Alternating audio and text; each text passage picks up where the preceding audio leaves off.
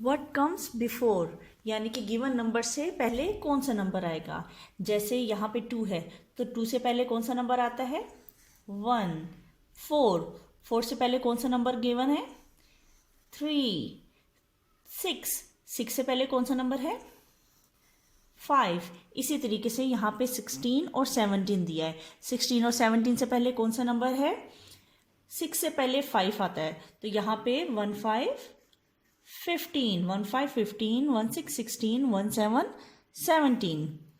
यहाँ पे 21 है। 21 22, 21 से पहले कौन सा नंबर आएगा 20, 20 21 22।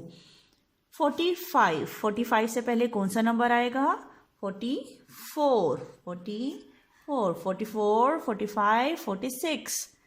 39, 39 के नंबर से पहले कौन सा नंबर आएगा 38, 38 आएगा। फिर उसके बाद 39, फिर 40।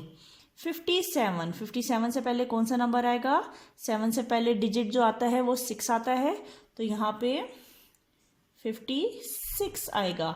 56 57 58।